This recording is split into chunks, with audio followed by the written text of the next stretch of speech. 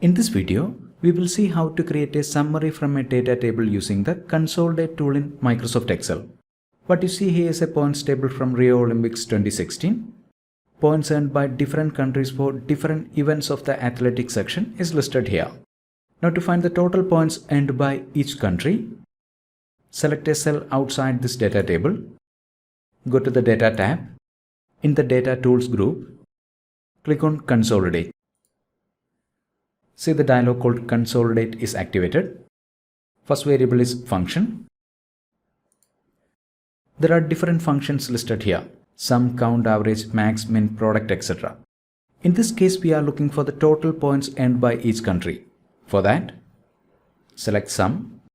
Next variable is reference. Here we have to specify the address of the cells containing data. For that, click on this up arrow.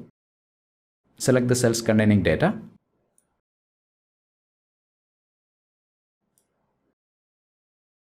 Click on this down arrow. Add.